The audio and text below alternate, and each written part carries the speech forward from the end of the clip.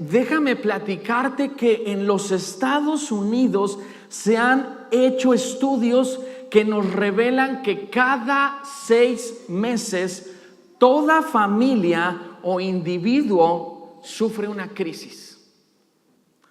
Despidos, enfermedades, pérdidas de un ser querido, mudanzas, comienzo de estudios, conflictos, problemas personales, interpersonales. Algunos se están casando y eso es una crisis. Otros se están divorciando, otros están empezando a tener el primer hijo. Y podríamos seguir la lista. Y quiero preguntarte esta tarde, ¿crees estar lo suficientemente fuerte, maduro y confiado para enfrentar tu próxima crisis? Déjame preguntártelo una vez más. ¿Crees estar lo suficientemente fuerte, lo suficientemente maduro, lo suficientemente confiado como para enfrentar tu próxima crisis? Mis hermanos, esto no era diferente para los colosenses, ya que para ellos en esta época donde Pablo hemos visto que les escribió esta carta a este grupo de personas así como tú y yo, de diferentes nacionalidades, diferentes trasfondos políticos, sociales, económicos, culturales. Para ellos estaban el hecho de ser creyentes y aprender lo que significaba ahora ser creyentes en esa época estaba resultando una crisis. Porque ser creyentes en esa época era pensar y actuar de manera totalmente diferente a la manera en la que estaban pensando en ese mundo. Y eso los llevaba a algunos a tener crisis como persecución, encarcelamientos que el mismo Pablo, lo vimos al principio de la carta y ahorita al final nos lo va a recordar, él se encuentra preso. Así es que, mis hermanos, todos inevitablemente estamos enfrentando una crisis. Estamos por terminar esa crisis o muy pronto enfrentaremos una crisis. Dice, acompáñame a ver lo que dice Colosenses capítulo 4 versos del 2 al 18. Dice así: dedíquense a la oración, perseveren en ella con agradecimiento y al mismo tiempo intercedan por nosotros a fin de que Dios nos abra las puertas para proclamar la palabra, el misterio de Cristo por el cual estoy preso. Oren para que yo lo anuncie con claridad como debo hacerlo. Compórtense sabiamente con los que no creen en Cristo, aprovechando al máximo cada momento oportuno. Que su conversación sea siempre amena y de buen gusto. Así sabrán cómo responder a cada uno. Nuestro querido hermano Tíquico, fiel servidor y colaborador en el Señor, les contará en detalle cómo me va. Lo envío a ustedes precisamente para que tengan noticias de nosotros y así cobren ánimo. Va con Onésimo, querido y fiel hermano, que es uno de ustedes. Ellos los pondrán al tanto de todo lo que sucede aquí. Aristarco, mi compañero de cárcel, les manda saludos, como también Marcos, el primo de Bernabé. En cuanto a Marcos, ustedes ya han recibido instrucciones. Si va a visitarlos, recíbanlo bien. También los saluda Jesús, llamado el Justo. Estos son los únicos judíos que colaboran conmigo en pro del reino de Dios y me han sido de mucho consuelo. Les manda saludos Epafras, que es uno de ustedes. Este siervo de Cristo Jesús está siempre luchando en oración por ustedes para que plenamente convencidos se mantengan firmes, cumpliendo en todo la voluntad de Dios. A mí me consta que Él se preocupa mucho por ustedes y por los que están en Laodicea y en Hierápolis. Los saludan Lucas, el querido médico, y Demas. Saluden a los hermanos que están en Laodicea, como también a Ninfas y a la iglesia que se reúne en su casa. Una vez que se les haya leído a ustedes esta carta, que se lea también en la iglesia de Laodicea, y ustedes lean la carta dirigida a esa iglesia. Díganle a Arquipo que se ocupe de la tarea que recibió en el Señor y que la lleve a cabo. Yo, Pablo, escribo este saludo de mi puño y letra. Recuerden que estoy preso. Que la gracia sea con ustedes. Así es que versos del 2 al 6 vamos a ver cómo nos podemos cómo somos fortalecidos, cómo maduramos y cómo podemos confiar y aumentar nuestra confianza por medio de la oración y la proclamación de la palabra. Dice el verso 2: dedíquense a la oración, perseveren en ella con agradecimiento y al mismo tiempo intercedan por nosotros, a fin de que Dios nos abra las puertas para proclamar la palabra y el misterio de Cristo, por el cual estoy preso.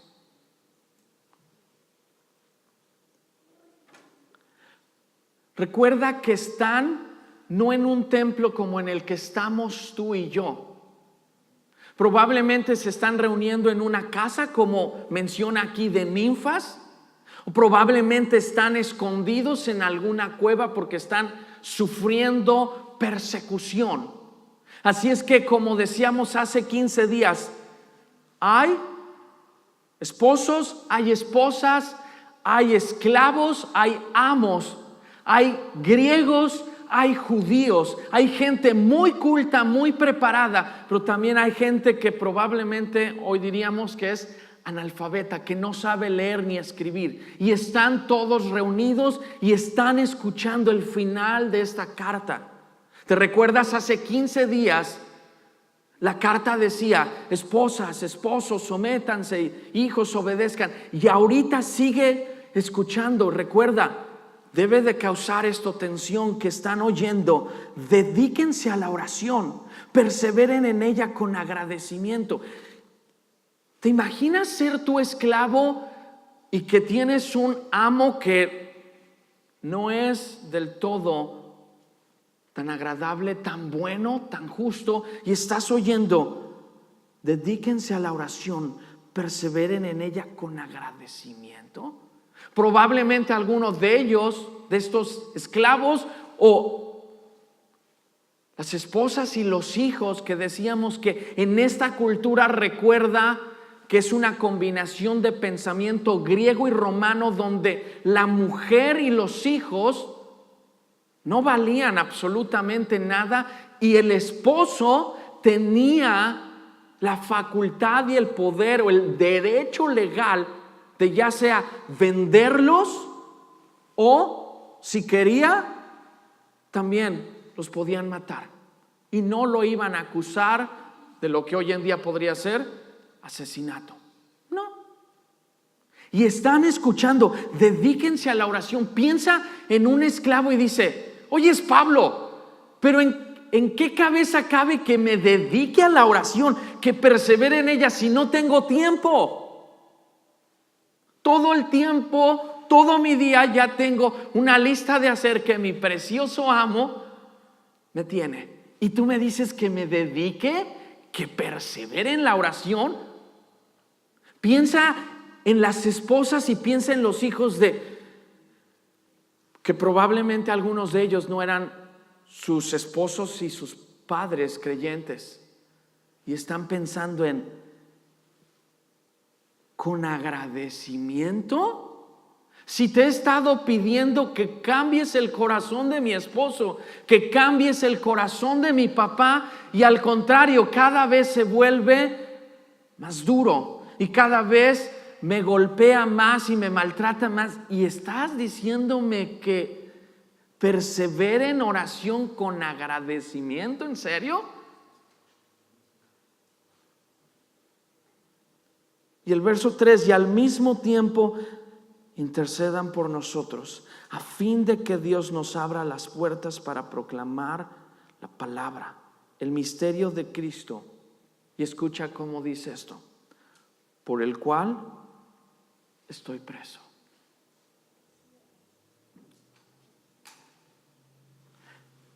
Mis hermanos, Dios nos está diciendo esta tarde, no que hay un truco o un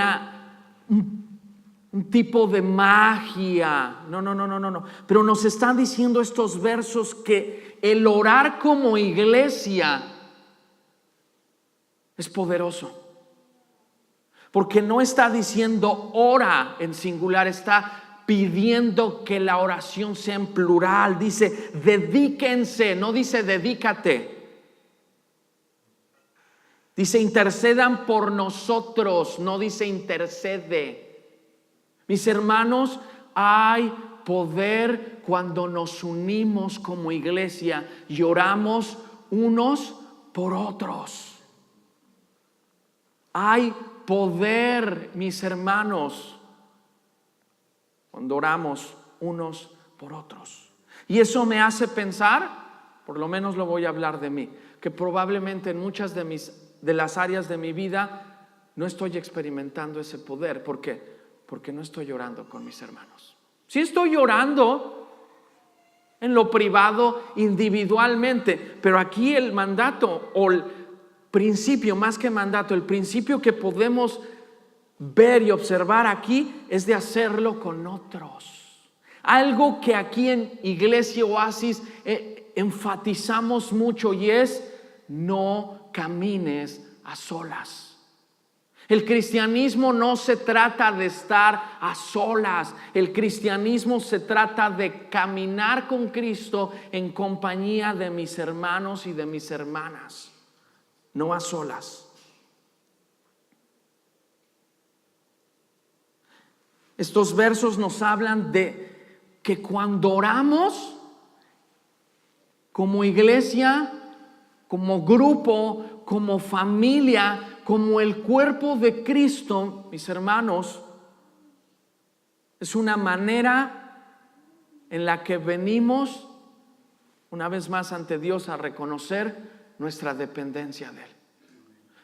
Cuando oramos tú y yo juntos, estamos recordándonos a nosotros mismos, pero también al mundo le estamos diciendo: nosotros no somos fuertes, nosotros no somos sabios o maduros, nosotros no siempre tenemos la confianza que quisiéramos. Por eso es que nos reunimos a orar unos por otros, porque yo necesito que David ore por mí y David necesita que yo ore por él, porque va a haber tiempos en donde yo no voy a querer orar, pero voy a tener a Ricardo que va a estar orando por mí, y él va a hacer la oración que yo no puedo y que a veces yo no voy a querer hacer.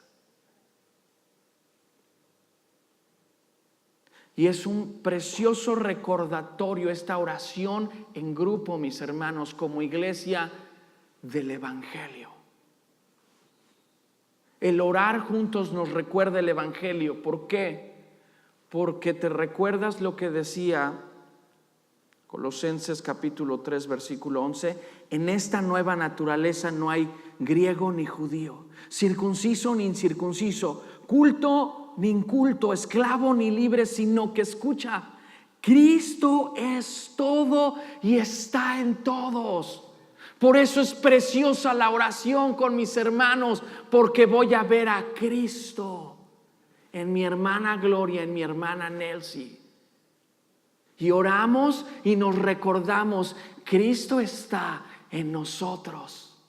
Cristo está presente en esta reunión, mis hermanos. Él está aquí y lo recordamos a través de la oración. Y por eso es un precioso recordatorio del Evangelio. ¿Por qué? Porque nos recuerda, nosotros somos incapaces. No podemos. Pero hubo alguien que sí pudo, llamado Cristo Jesús, que vivió la vida que tú y yo no podemos vivir, para que el día de hoy podamos vivir la vida que Él vivió por medio de su Espíritu. ¿No te encanta eso? Uy, nada más a dos.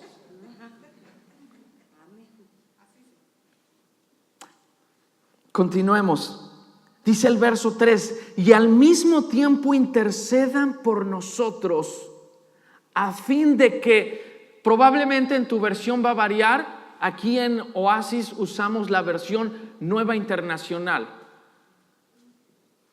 Probablemente va a variar, no sé si en tu Biblia también diga y en tu versión, como dice aquí, y al mismo tiempo intercedan por nosotros, a fin de que Dios nos haga completamente felices. ¿Sí dice así también en tu Biblia? A fin de que Dios me dé todo lo que yo quiero, cuando yo quiero y como yo quiero. A fin de que Dios finalmente cambie al esposo que tengo. A fin de que Dios finalmente se lleve a mi suegrita a su presencia. ¿Sí? Y no tengo nada con las suegras. A fin de que Dios, ¿qué? Me dé la vida y el sueño y los logros que siempre he querido. ¿Así dice en tu versión? Intercedan por nosotros a fin de que Dios nos abra, ¿qué? Las puertas. Pero la pregunta aquí es, ¿de la cárcel, Pablo? ¿Quieres que Dios abra las puertas de la cárcel? Porque ojo, si tú lees Hechos, eso ya ha sucedido. Él sabe que eso ya ha sucedido alguna vez. Si no has leído Hechos, lee Hechos. Es maravillosa esa carta también. Y hay ese momento en donde están en la cárcel Pablo acompañado de Silas, y dice que estaban cantando, llorando. Y de repente sucede un terremoto en la noche y las puertas de la cárcel se abren. Entonces la pregunta quizás aquí es, Pablo, ¿estás pidiendo que Dios abra una vez más las puertas de la cárcel donde tú estás? El texto no lo contesta y dice, las puertas ¿para qué? Proclamar la palabra, el misterio de Cristo por el cual estoy preso. Mis hermanos, la oración nos recuerda que nuestra situación no es una limitación, número uno, para estar agradecidos, y número dos, para compartir con otros lo que Cristo ha hecho. ¿Te recuerdas la semana pasada Isaac cómo nos decía? Hablando acerca de estos amigos que habían llevado a un paralítico ante Jesús, literalmente a los pies de Jesús. E Isaac la semana pasada nos preguntaba, ¿tú estás hablándoles a otros de Cristo? ¿Estás invitando a otros para que vengan a escuchar, para que vengan a ver a Cristo? Pablo sigue con esa idea como Cristo. Pablo sigue con esta idea y esta mentalidad y esta actitud como estos amigos de este paralítico. Él está pidiendo, por favor, oren por mí para que Dios abra puertas para que yo pueda hablarles a otros de este Cristo maravilloso. Y ojo, está en la cárcel. No está en un crucero por el Caribe y les está escribiendo ahí una cartita. Hoy sería, no sé, no está en Cancún con su laptop, con Apple, por cierto, ¿no? Estaría así, su traguito así.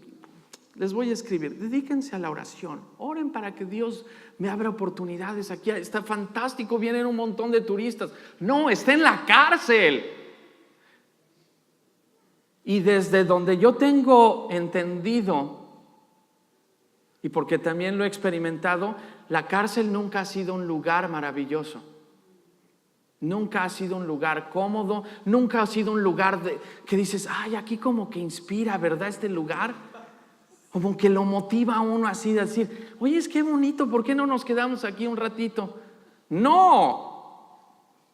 Y Él les está diciendo, por favor, oren por nosotros para que podamos proclamar la palabra de Dios. Eso quiere decir, una vez más, que la oración nos recuerda que mi situación no debe ser una limitación. Decíamos al principio, yo no sé si estás pasando una crisis hoy, o estás a punto de terminar esa crisis, o vas a pasar una crisis, que eso es inevitable. Y posiblemente estás diciendo, es que no tengo tiempo, es que no tengo ánimo, es que no sé hacerlo. Y todo eso es válido. Y es cierto. Pero recuerda, mi hermano, mi hermana, que la oración en grupo con otros nos va a recordar que nuestra situación, que puede ser muy buena, el caso de Pablo, con toda su preparación que tenía, recuerda, había estudiado con el mejor de los mejores. Y posiblemente algunos digamos, bueno, es que yo no he ido al seminario, yo no he ido al instituto, ni siquiera sé leer. Por eso, ¿cómo voy a orar para que Dios me dé oportunidades de hablarle a otros de Cristo? Y si me preguntan que por qué un Dios bueno manda a la gente al infierno, ¿yo qué voy a responder? Eso entonces sería el otro lado de decir, bueno, quizás mi situación no es la que yo quisiera, porque también puedo decir, no solamente me siento incapacitado, no preparado, sino también hay un dedo, yo solito, que me acuso y digo, si volví a decir unas palabrotas, volví a ver pornografía, volví a tratar mal a mi esposa esta semana, volví a ignorar a mis hijos, ¿cómo yo voy a pedirle a Dios que me dé oportunidades de hablarles a otros? No. Pero mis hermanos, la oración en grupo nos recuerda el Evangelio una vez más. Recuerda que hay alguien, dicen Romanos, que está intercediendo por ti y por mí, llamado Cristo. Así es que hay un intercesor, hay un mediador, como dice el autor de Hebreos. Hay alguien que ya ha pagado por cada uno de tus pecados, para que esta tarde puedas decir, ok, no lo voy a hacer por mis méritos, no por la gran preparación y porque me siento y me considero una buena persona, porque yo no fumo, yo no tomo, yo no digo malas palabras, yo no robo, etcétera, etcétera. No en mis méritos, no en mis logros, no en mi capacidad, pero tampoco en el otro extremo en donde yo soy el más malo, el peor de todos los pecadores, nunca voy a cambiar. No, para los dos Cristo vino y murió, y para los dos Cristo es suficiente. Verso 4, oren para que yo lo anuncie con claridad como debo hacerlo. Pablo quería anunciar este mensaje, el evangelio, con claridad, y termina el verso 4 diciendo, como debo hacerlo. No solamente Pablo nos está diciendo, oren por oportunidades para compartir con otros acerca de Cristo, sino también oren para que lo puedan hacer como se debe hacer. En otras palabras, mis hermanos, me parece a mí, puedo estar equivocado, pero me parece a mí que con este verso 4 deberían determinarse nuestros razonamientos, nuestras excusas, nuestras justificaciones al decir, yo no puedo, es que ya soy demasiado grande y ya la memoria no me funciona tan bien, o es que soy demasiado ocupado. Dice el verso 4, oren para que yo lo anuncie con claridad como debo hacerlo.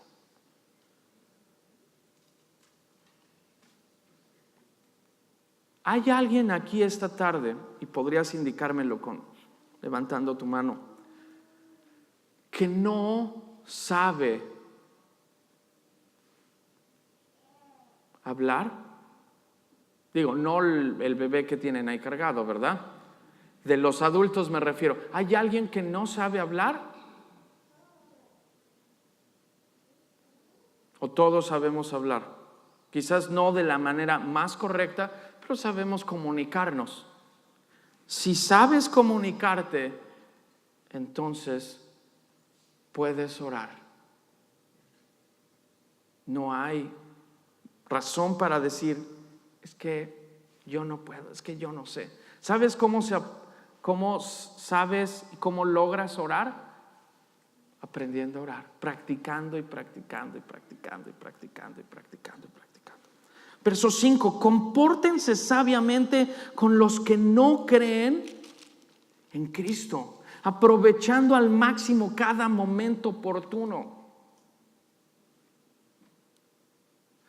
No solamente nos llama a estar orando en medio de la situación que estemos pasando, a orar unos por otros, a orar por aquellos que ni siquiera conocemos. ¿Cuántos misioneros están hoy en día en Irak, en Afganistán, en Siria, que tú y yo no conocemos? Pero hoy tenemos la oportunidad de empezar a orar y a decir, Dios, no los conozco, pero te pido por todos aquellos que están fuera de su país, que están probablemente algunos de ellos o muchos de ellos presos, igual que Pablo.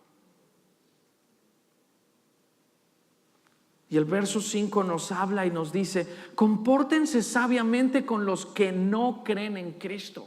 Recuerda que están viviendo en una cultura donde hay esta mezcolanza de lo más importante es el conocimiento, que eso vendría siendo el conocimiento, todo lo que tiene que ver con la filosofía de los griegos, donde los griegos decían que aquellos que trabajaban con sus manos ya eran personas y ciudadanos de segunda clase. Por ellos que se ensuciaran sus manitas, olvídalo. Para eso es que estudiaban a los grandes, Aristóteles, Platón, para no ensuciarse sus manos. Pero tienes del otro lado esta mentalidad romana que es conquistar, conquistar, conquistar, conquistar, de un pensamiento en la cultura romana de poder, poder, poder, poder, poder, poder. Y poder era igual a tengo que pasar por encima de quien sea para obtener lo que yo quiero. Hay que hacerlo, está bien. Entonces imagínate esa combinación y están escuchando, compórtense sabiamente con los que no creen en Cristo. Vuelve otra vez a imaginarte, están en una reunión, posiblemente no en sillas tan cómodas como las que estás, no tienen calefacción, deben de estar la mayoría cansados, con muchas preguntas, diciendo, es que la verdad yo soy débil. Posiblemente cuando están oyendo esto están diciendo, me siento débil. La verdad no soy alguien maduro, al contrario, actúo bien inmaduro y estoy perdiendo la confianza. No sé si valga la pena seguir en esto. Me está yendo cada vez peor. Y me dicen que me comporte sabiamente, y con los que no creen, oyes, Pablo, ¿qué no sabe de lo que estamos viviendo, de lo que estamos experimentando día a día? La presión, no solamente social, sino la presión aún que experimento en mi casa. Y no solamente en mi casa, muy probablemente aún dentro de la comunidad cristiana. Porque tenías esta mezcolanza de esta mentalidad, agrégale una más, judía, donde era esta mentalidad de nosotros somos los escogidos de Dios, el resto están perdidos, solo nosotros tenemos la salvación, casi de lero, solo a nosotros Dios nos quiere, a los demás no. Y era para juzgar y era para condenar. ¿Te imaginas? Están escuchando, compórtense sabiamente con los que no creen en Cristo. Y deben de estar pensando, oye, pero otra vez me estás pidiendo, ahora piensa en el esposo que está acostumbrado, acuérdate, a la mentalidad machista de yo soy el que decido qué hacer con mi familia, yo decido qué hacer con mi matrimonio, yo decido qué hacer con mis hijos. A mí nadie me va a venir a decir cómo educarlos y cómo tratarlos. Y está escuchando, compórtense sabiamente con los que no creen. Imagínate los amos que están escuchando estos.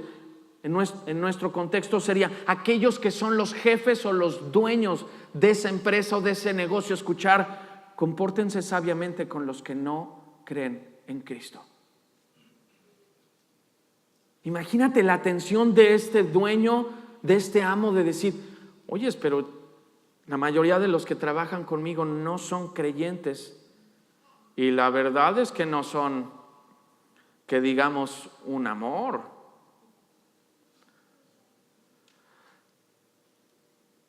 Cierto porcentaje no trabaja como debería de estar trabajando. Llegan tarde, dicen que están enfermos, pero pues los veo en Face que fueron a una fiesta, no veo dónde están enfermos. ¿Cómo le hago? ¿Cómo comportarme sabiamente? ¿Qué es esto? Y siguen escuchando, aprovechando al máximo cada momento oportuno. En otras palabras, mis hermanos, yo encuentro que el comportamiento más sabio que podemos tener como creyentes es amando a nuestro prójimo. Para mí no hay sabiduría más grande que amar al prójimo. Y tienes que pensar otra vez que les están pidiendo, cambia tu manera de pensar como posiblemente te han enseñado desde niño, como te han enseñado desde niña. Una vez más, piensa en las mujeres, la tensión que está generando esto de compórtense sabiamente, cuando ella está diciendo, si a mí desde niña mi mamá, mi abuelita, mi tía, mis hermanas me dijeron una y otra vez, ¿qué vamos a llamarle? Sharon, espero que nadie se llame Sharon. Sharon, mentalízate, mi amor, que tú no vas a valer absolutamente nada para quien va a ser tu esposo. No te va a tomar en cuenta, no te va a preguntar si te gusta, lo vas a tener que hacer. Y te imaginas a Sharon oír eso y decir, como toda niña, oye, pero ¿y si no me gusta, por qué hacerlo? Porque así nos tocó, Sharon. Porque somos mujeres. Porque solo el hombre tiene esos privilegios. Y escucha, compórtense sabiamente con los que no creen en Cristo, aprovechando al máximo cada momento oportuno. ¿Te imaginas la atención para los niños que están siendo influenciados por esta cultura donde en cualquier momento el papá, si decide, o lo vende o lo mata? Eso no va a generar confianza. Al contrario, eso va a generar desconfianza y va a decir, ¿en realidad papá me ama? porque me enteré que el papá de mi amiguito lo vendió para poder comprar otro caballo, para poder comprar 2 vacas, pero me enteré que el papá del otro vecino lo mató. Y están escuchando, compórtense sabiamente con los que no creen en Cristo, aprovechando al máximo cada momento oportuno. En otras palabras, posiblemente se están preguntando todos ellos, ¿me estás pidiendo que ame a mi prójimo? Al que posiblemente me ha estado maltratando, me ha estado explotando, me ha estado mintiendo. El que no me tome en cuenta, ¿y me estás pidiendo que lo ame? La respuesta es sí. ¿Por qué? Dice el final del verso 5, aprovechando al máximo cada momento oportuno. Eso quiere decir que no siempre van a haber momentos para compartir con otros, para amar a otros, para hablarles a otros de Cristo. Así es que déjame preguntarte, no me contestes, ¿cómo estás aprovechando los recursos llamado tiempo y llamado relaciones que Dios te ha dado?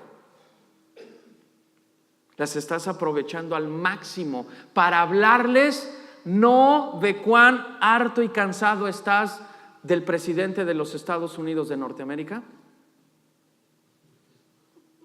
De cuán frustrado y irritado e impotente te sientes porque no entiendes a tus hijos adolescentes.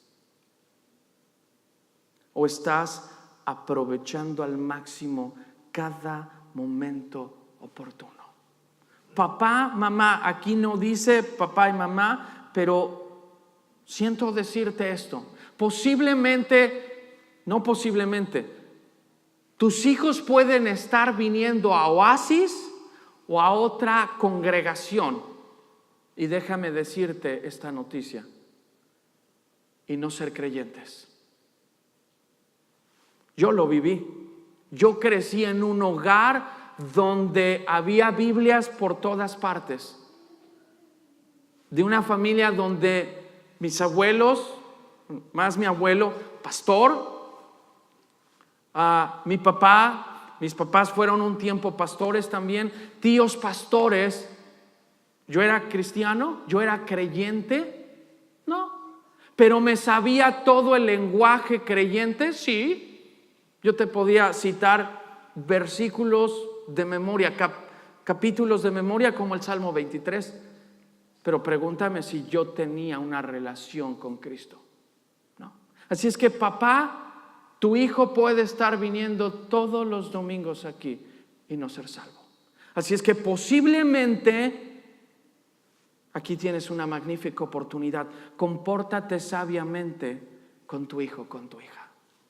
Porque posiblemente él es alguien que no cree en Cristo todavía. Así es que la pregunta es, ¿cómo podemos aprovechar entonces al máximo cada momento con mi hijo y con mi hija? ¿Cómo puedo estar seguro si mi hijo o mi hija conocen a Cristo? Bueno, podemos empezar con algo práctico como ¿cuánto tiempo pasas con tu hijo y con tu hija? ¿Te recuerdas? Vino aquí hace un par de meses atrás este hermano llamado Luis y él hablaba de estas estadísticas que a mí me dejaron no solamente con la boca abierta, el corazón destrozado, donde decía que de acuerdo a las estadísticas aquí en Estados Unidos, el promedio que una mamá pasa con sus hijos al día son 45 minutos. Y ese está espectacular, porque el de los hombres, papás, es nada más y nada menos de 15 minutos al día. Te pregunto, con esas estadísticas, ¿tú crees que estamos aprovechando al máximo cada momento? Mis hermanos, seamos intencionales, tengamos conversaciones, como dice mi pastor, de corazón a corazón con nuestros hijos. Te pregunto, no me contestes. ¿Tú sabes si tu hijo, lo oíamos al principio, que cada 6 meses una persona está pasando por crisis? ¿Tú sabes si tus hijos están pasando por crisis? Y lo segundo es, ¿sabes qué clase de crisis está atravesando tu hijo o tu hija? ¿O vas a dejar que Facebook, Instagram, qué otra, Snapchat, sea el que le esté ayudando a pasar esa crisis o esas crisis? ¿Cuánto tiempo le estamos dedicando a nuestros hijos? ¿O estamos esperando que el gobierno o que el ministerio de Niños Oasis haga mi trabajo? Porque yo estoy muy ocupado tratando de le dar a mi hijo o a mi hija lo que yo no tuve. ¿Te recuerdas? Y si me conoces, yo tengo un gran problema con esa frase y con esa mentalidad. Porque si en realidad le quieres dar a tu hijo o a tu hija lo que tú no tuviste, entonces darles a Cristo. Muéstrales a Cristo, ora por ellos y pídele, Dios, más allá de que me obedezcan, Dios, ten misericordia de ellos y sálvalos. No para que puedan ser los exitosos niños o niñas, no, para que te conozcan a ti y te amen con todo su corazón, aprovechando al máximo cada momento oportuno. Verso 6, que su conversación sea siempre amena y de buen gusto, así sabrán cómo responder a cada uno. Una vez más, ¿cómo estamos llevando nuestras conversaciones? Posiblemente ahora ya no es con los hijos, posiblemente es tu cónyuge, tu esposo o tu esposa no es creyente. ¿Cómo estás hablando con él? ¿Cómo estás hablando con ella? ¿Qué es lo que él o ella que no es creyente escucha de ti, que te ve venir cada domingo aquí?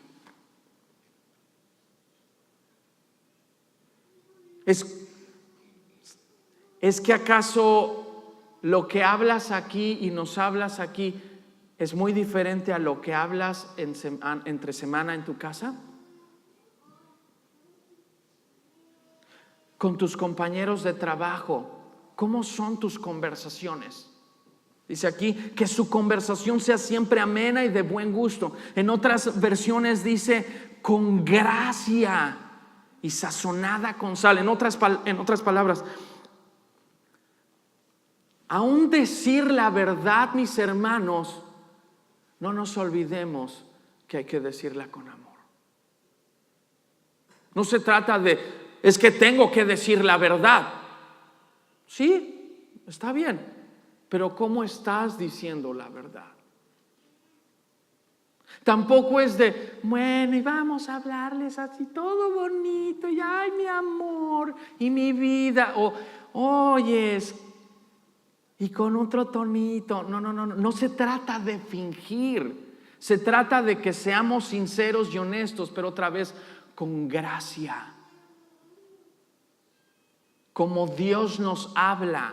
Dios no nos grita, Dios no nos amenaza, Dios no nos chantajea, Dios no nos trata de manipular. Con gracia nos habla. Aprovechemos cada oportunidad para que nuestras conversaciones sean siempre amenas, con gracia.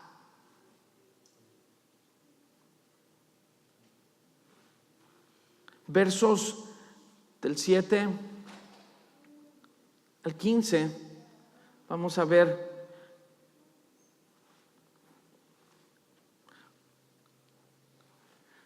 en la vida de estas personitas rápidamente ejemplos de cómo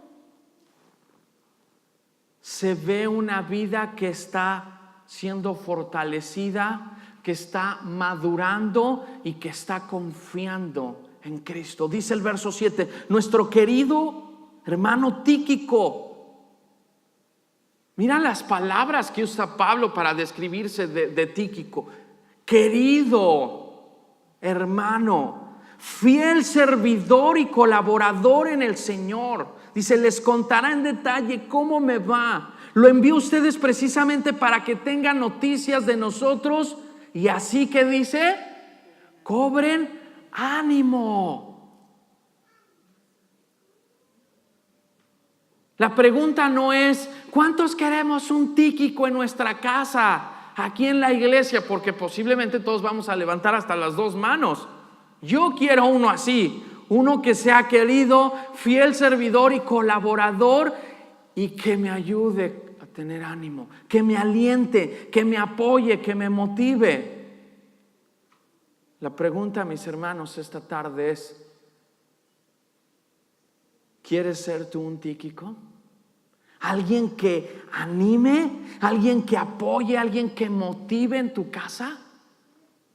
Y no ser el típico de, ya sabía, no lo ibas a lograr, ¿no te lo dije?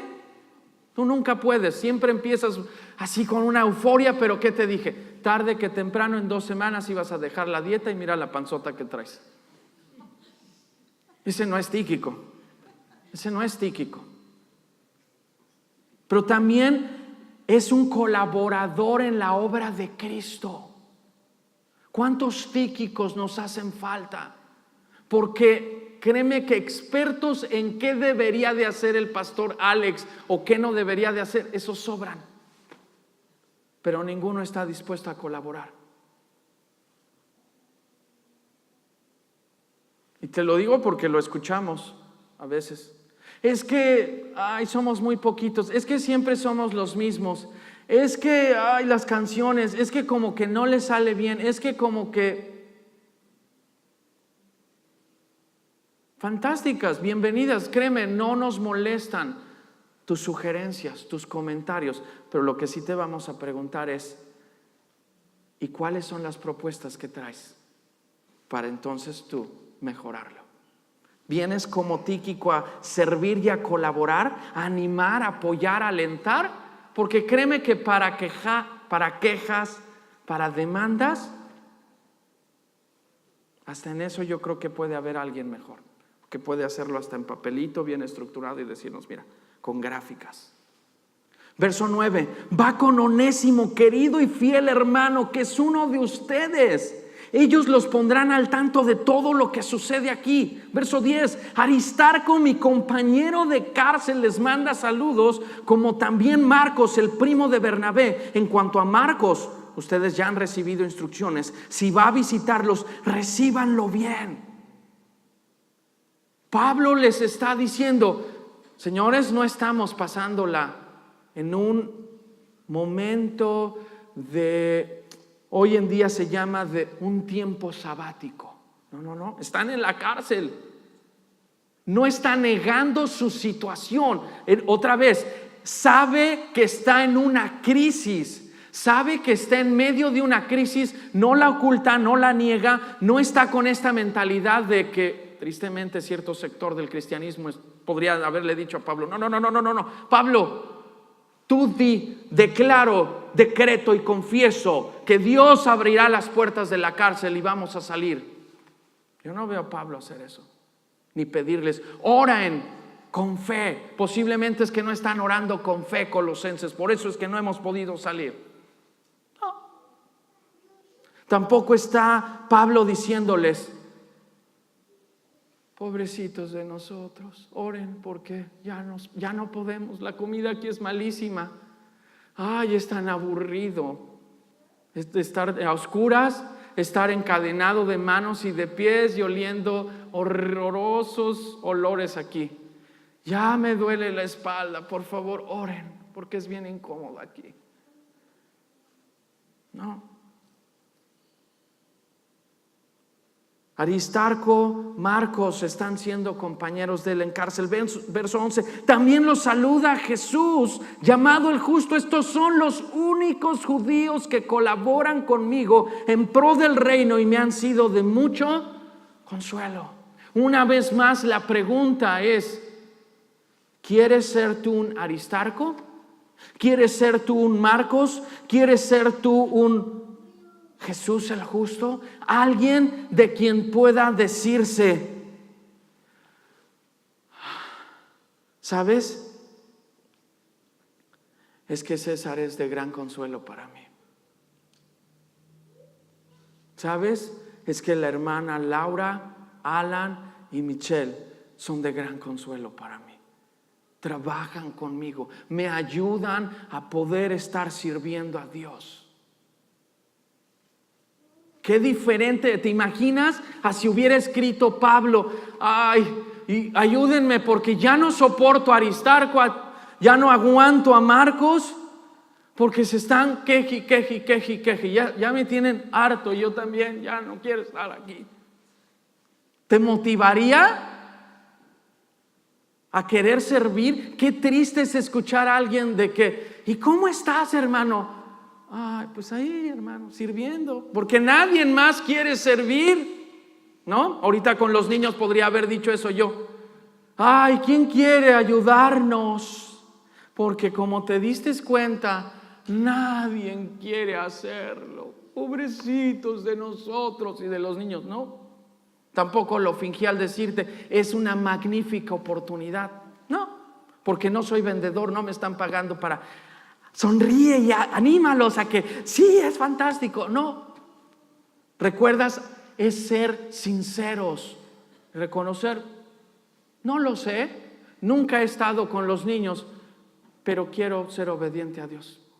Y si Dios está poniendo en tu corazón el sirve a los niños, Dios te va a preparar. Verso 12, les manda saludos Epafras, que es uno de ustedes. Este siervo de Cristo Jesús está siempre, ¿qué dice?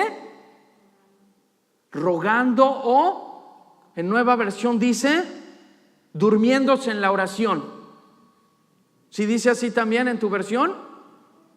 Está siempre quejándose en la oración, luchando en oración. ¿Por quién? Por usted. En medio de su situación difícil, él está orando por este grupo de creyentes. ¿Y qué es lo que pide? Para que, dice, plenamente convencidos se mantengan firmes, cumpliendo en todo la voluntad de Dios. Y dice Pablo en el verso 13, a mí me consta que él se preocupa mucho por ustedes y por los que están en la Odisea y en Hierápolis.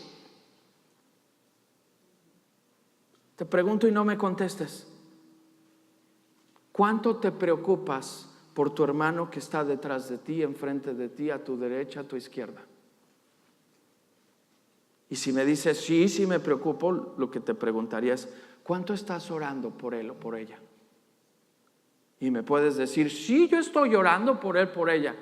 Ok, déjame ser más específico entonces. ¿Me estás diciendo que entonces conoces cuál es la crisis que está atravesando Michelle? ¿Y por eso estás orando?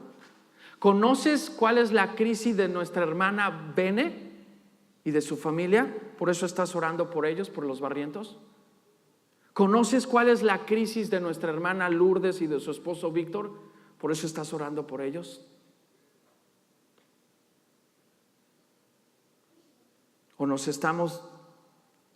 Dios nos está dejando ver la gran oportunidad que hoy podemos empezar a tener de orar unos por otros, de interesarnos genuinamente, no fingiendo, no de, ay David, cuéntame. Y a lo mejor ni quiero hablar con David o no me interesa conocer a David. No se trata de fingir, se trata de genuinamente entender, oye, es mi familia. Es mi familia, es mi hermano. A mí me consta, decía Pablo. Y quiero invitar a los chicos de la banda que se vayan preparando. Porque probablemente digas, bueno, la verdad es que no sé cómo voy a enfrentar mi próxima crisis. No me siento fuerte, no me siento lo suficientemente maduro, no me siento lo suficientemente confiado como para hacerle frente a esta próxima crisis. o a la que estoy atravesando hoy y ya no sé qué hacer, estoy desesperado, estoy desesperada. O dices, ay, ya no me hables de más crisis porque estoy apenas saliendo de una, y dices que me viene otra en 6 meses. En mi casa diríamos, calla boca, ¿no? O algunos dirían, no nos eches esa maldición, ¿no? Algunos dirían, que el Señor reprenda al enemigo. Es que esa es la realidad de la vida, mis hermanos. Todos inevitablemente vamos a pasar crisis. No sé qué tipo de crisis, pero sí está garantizada crisis. Mismo Cristo lo dijo: en el mundo tendréis, las palabras que él usó fue aflicción. Hoy podemos decir, en el mundo tendrán crisis. Pero ahí está el precioso evangelio que presenta primero las malas noticias. Vamos a vivir el resto de nuestras vidas en crisis. Pero no termina el verso ahí. En el mundo tendréis crisis, mas confiad, dijo Jesús, yo he vencido al mundo. En otras palabras, Colosenses capítulo 2, y te invito a que te pongas de pie. Versos 9 y 10 dice esto: toda la plenitud de la divinidad habita en forma corporal en Cristo, y en Él, que es la cabeza de todo poder y autoridad, ustedes han recibido esa plenitud. Posiblemente esta tarde no te sientas fuerte, no te consideres lo suficientemente maduro o sabio, no tengas confianza o has perdido toda confianza. Quiero recordarte esta tarde que has recibido esta plenitud. Si tú has depositado tu confianza en Cristo y en su obra redentora, esto es una realidad en tu vida. ¿Lo sientas el día de hoy o no lo sientas? ¿Lo veas o no lo veas? ¿Lo estés experimentando y viviendo o no? Esto es una realidad para ti si has confiado en Cristo. Y si posiblemente no has confiado en Cristo, esta es una magnífica oportunidad para hacerlo. Cristo está hablando a tu corazón. Él sabe que estás pasando por una crisis. Yo no lo sé, Él sí. Por eso te trajo para escuchar esto. Y te está diciendo: yo soy la cabeza de todo poder y autoridad. O sea, en otras palabras, yo tengo el control de tu vida y de tu situación y de tu familia. Y la pregunta que Cristo te está haciendo esta tarde es: ¿confías en mí? ¿Confías en lo que yo hice hace más de 2000 años, que fue tomar tu lugar porque tú eras débil, inmaduro, necio, desconfiado? Y yo, Cristo, siendo el perfecto, fuerte, maduro y lleno de confianza, fui a la cruz para tomar tu lugar, para que el día de hoy, en esta tarde de este domingo 7 de octubre, puedas confiar en mí y en lo que yo hice. Si ese es tu caso, mientras cantamos, en tus propias palabras dile a Dios: yo quiero confiar en ti. Y si tú ya has confiado en Cristo, pero posiblemente hoy te sientes o te has estado sintiendo débil, que estás actuando de una manera y con actitudes inmaduras, que has perdido toda confianza en Cristo y en sus promesas, déjame decirte algo: está bien. Dios no está decepcionado, no has defraudado a Dios.